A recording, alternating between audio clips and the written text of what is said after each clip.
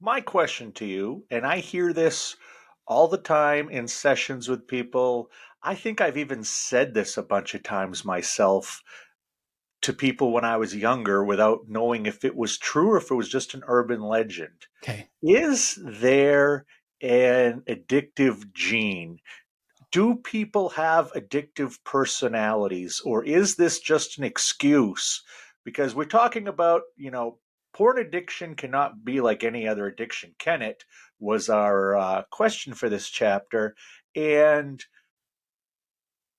I just think that there are a lot of people who fall onto but I'm an addict or Yeah. I'm addicted to stuff.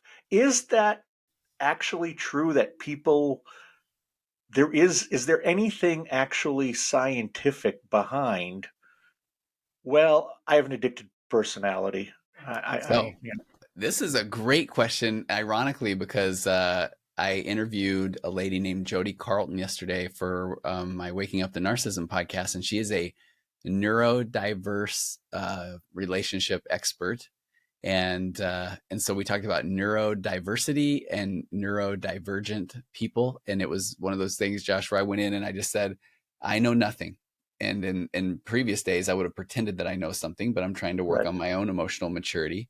And I give that background because, and I'll tell you why I think that's applicable in a second. But so I remember in grad school, uh, this is so fun. I enjoy just being able to I don't ever just have just free range, just kind of just let this stuff out, I think.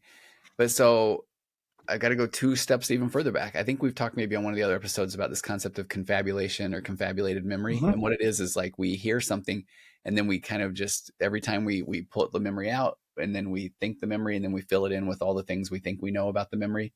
So if I think about Disneyland at Christmas time because we went, I start thinking about, man, my whole family was there and it was magical and I like the Guardians of the Galaxy ride. And but then one of my kids might think, oh yeah, Disneyland. It was really long lines and the food wasn't very good. And then every time we put the memory back away, then it's now a new consolidated memory. When I think about it again, then I remember, oh yeah, and it also the Airbnb was pretty cool, and all that stuff. And mine keeps getting better because I pack that memory around, and then Hmm. somebody else's might kind of get worse over time, and we have these completely different experiences. So the reason I tell you that is because I swear to you, in grad school, I heard something that I've looked for since and have not found it, that there was like this new findings and that, there were these neurotransmitters that were stunted and that was what caused the addictive, that there really was a genetic component to this. But then so then I told myself it enough that I believed it as fact. Now I have gone back and tried to look for that particular data and have not found it. So I don't think there is. But then I'm reading ADHD 2.0 book, which is phenomenal, and it talks about even the concepts of ADHD and how the more we're finding out what it's about is that it can be about lack of blood flow to the brain and the fetus. It can be about so there's some factors that cause your brain to then be dopamine deficient. So now we're back into that world of, okay, that would make some more sense that there would be a addictive tendencies or traits. I kind of liken it to horoscopes. Mm-hmm. You can read the wrong horoscope and still say, "Oh, that's me. Oh, that's me. Oh, no, I'm not that. I'm not that one." It's funny. I'm still like that. I read the wrong one and I'm still like that. And I think you could convince you're like that on every bit of the horoscope. And I think if you decide that, if you decide at 20, 21 that you are an addictive personality type, I think that is almost like giving yourself permission Yeah, I to tend to agree. bad behavior. But I like what We you're talk. saying because oh, by the way, I looked up a horoscope and tell me this. Okay. Do you feel like it would be a good idea? Like you may today find yourself needing to employ your social and diplomatic abilities to deal with a variety of scenarios, and it might appear like everybody is on edge around you. So avoid being sucked into the chaos, Josh, and allow these trying times to pass, and everything will eventually return to normal. Keep your emotions in check. Maybe wear orange in your clothing. And for the greatest outcomes today, try to plan your most important things around 3:30 to 6. You feel like you could, if that was your horoscope, would you be like, okay, no, that makes sense, like chaos and maybe not the orange part, but I Yeah, got it I could convince right. myself. But what is your astrology sign? Out of curiosity. Aquarius. Okay, then this is not applicable to you. That is mine, the Sagittarius, and I am not wearing orange, and I feel pretty good. I go back to talking about how I was a kid who collected 250,000 baseball cards. Okay, tell Uh, me about this. 250,000 is, that, like, how many that is, right? Yeah, 250,000. I know I was doing that for myself because I'm a therapist, not a mathematician. Okay. Yeah, Okay. that is a lot.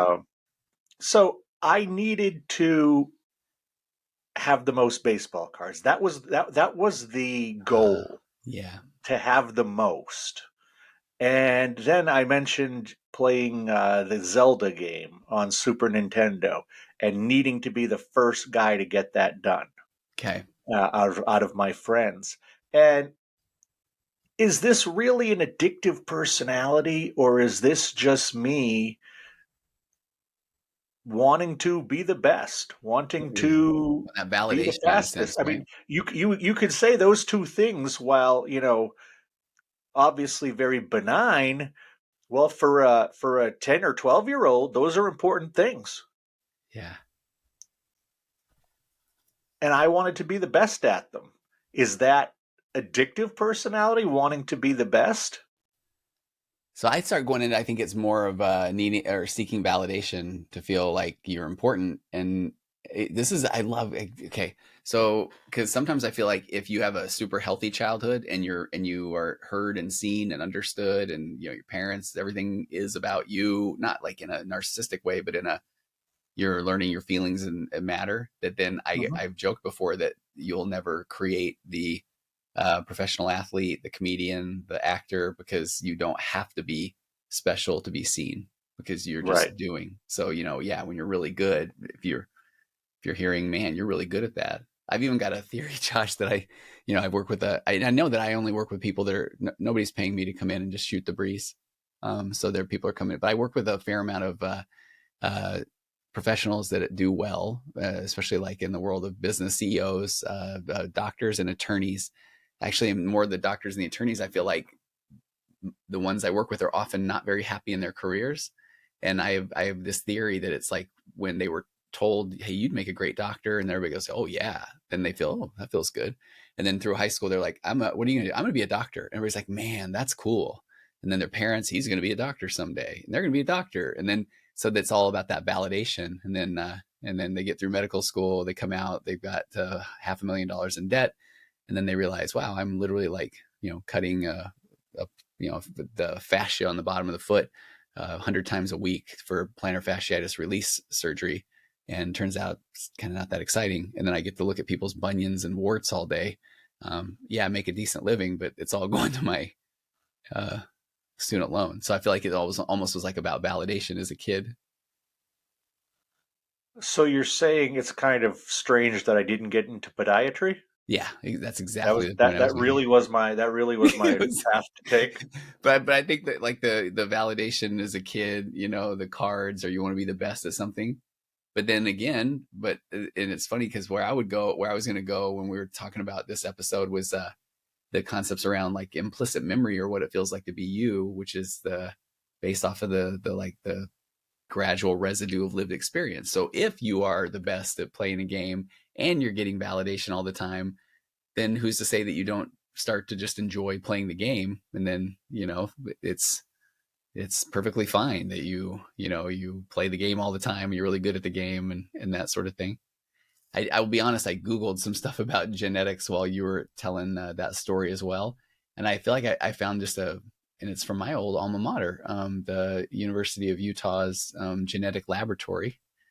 No. And they say, while finding the precise genetic cause of addiction is tricky, multiple lines of research do show that genes influence substance abuse. But from careful studies, scientists estimate that a person's genetics can account for anywhere from 40 to 60% of their risk. But then each person has like an extreme mix of genes and genetic variations that may influence addiction. So I still feel like we're all kind of saying, I don't know, maybe. Yeah. Did you ever hear Feels the like thing about everybody has the addiction? Everyone is addicted, and you just have to find the healthier addiction. Have you ever heard that one? yeah, So I feel like that's yeah. kind of a So similar view. yeah, that you're an addict. Use that trait for good instead of evil. Yeah. What do you think about that? Evil's so much more fun. They portray Um, it that way in the movies until they get yeah, caught. yeah. No, well, from experience, I can tell Oh, you that okay. it was a lot more.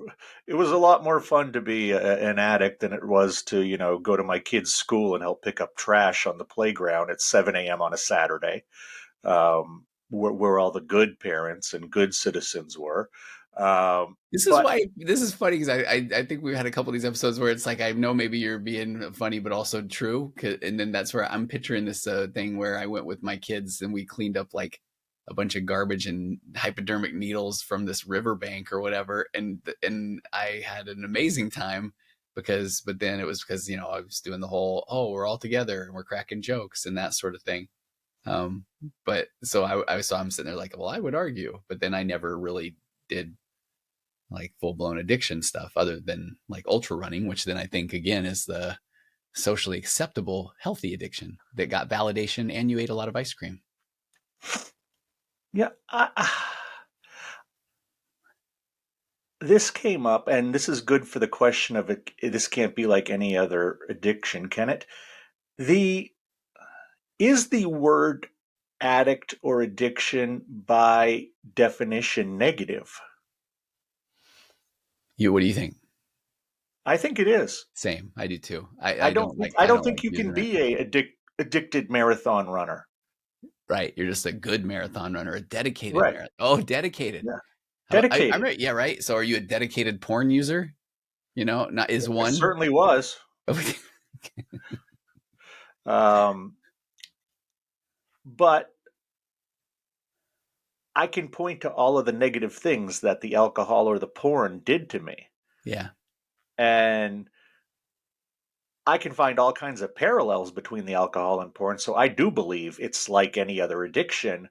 But when I have people telling me, "Oh, you can be addicted to anything," it's like I don't think so, Yeah. because I think addiction by nature is a negative thing. Yeah. I would agree. I mean, and it's funny because I think if I would always the assumption was to me was made okay well yeah I do these 100-mile runs and these long weeks and whatever and I'm wearing out my knees and my ankles and I'm going to have injuries and then I used to refer to this 20-year longitudinal study out of Stanford that showed that it's really more about poor running form that causes all of that Hmm.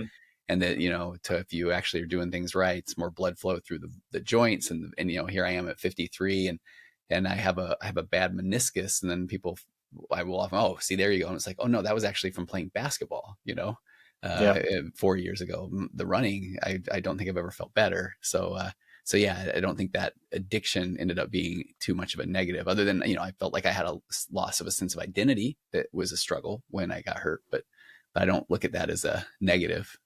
right, right. No, that's almost more of a personality thing, I would Yeah, think. totally. But so I like what you're saying. So then okay.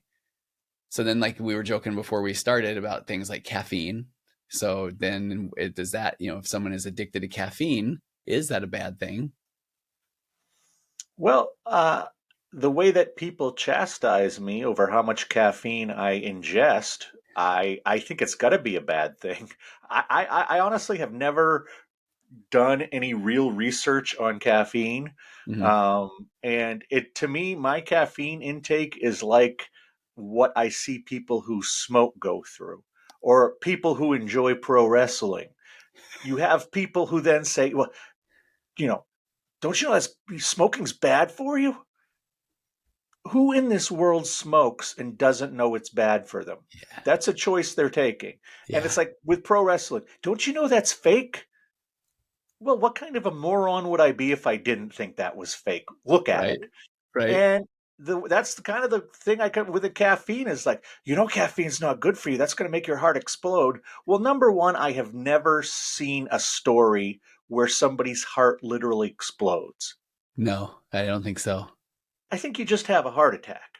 Um, It's funny. I'm looking at the American Heart Association's website about caffeine, and they have an article called "Is Caffeine a Friend or a Foe?" And it even says, according to the FDA, as much as 400 milligrams of caffeine a day is considered safe for healthy adults. oh, good. So I'm only double that. Okay, and look at this one. FDA has another article that says, "Does caffeine pose danger to your health?" The FDA estimates toxic effects like seizures can be observed with rapid consumption of around 1,200 milligrams. 1200. Okay. Maybe we can have a bonus episode where we test that. I think Andrew Huberman in his podcast Huberman Labs, I think he has an episode about caffeine and talks about like his dosing caffeine. And so I would assume that he's not saying that Well, it's a negative. you can look at. I mean, there are a lot of headache medicine has caffeine Yeah, in it, yeah. Oh, Johns and Hopkins, 9 reasons why the right amount of caffeine is good for you. It's actually just a guy named John Hopkins. Not, yeah. yeah, Okay. no, Um, the university. You could live longer. Your body may be able to process glucose better. You're less likely to develop heart failure. You're less likely to develop Parkinson's. Your liver will thank you. Your DNA will be stronger. Your odds of getting colon cancer will go down. You may decrease the risk of getting Alzheimer's, and you're not as likely to suffer a stroke. So, Josh, drink up, my friend. sounds like it. Sounds like I should.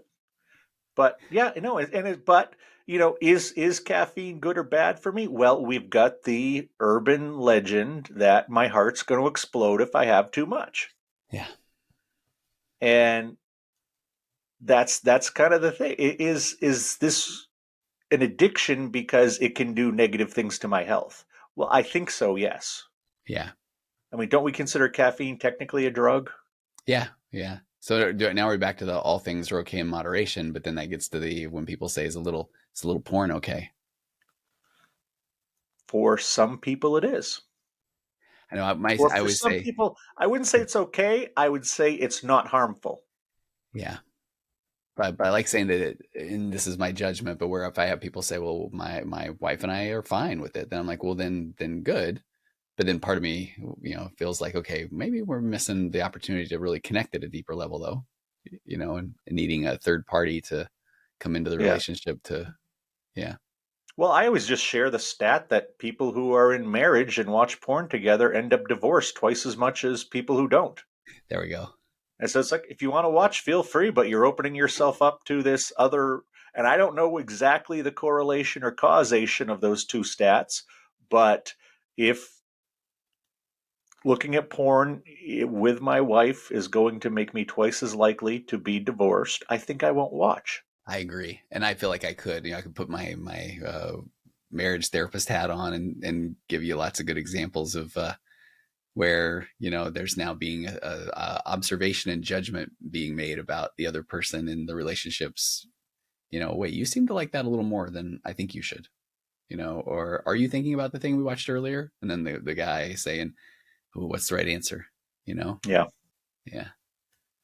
So yeah. Hey, did we go too long for this one? No, I think we're good. I think Yeah. we could go ahead and wrap Fun. this up It was a now. fun conversation. Yeah, I So as enjoyed it. long as you return for episode 6 and that sort of thing, and then we'll know that your heart has not exploded. And that's a good thing. Okay. All right. I will see you at episode 6. All right, sir. Okay. All right. Thanks, Josh.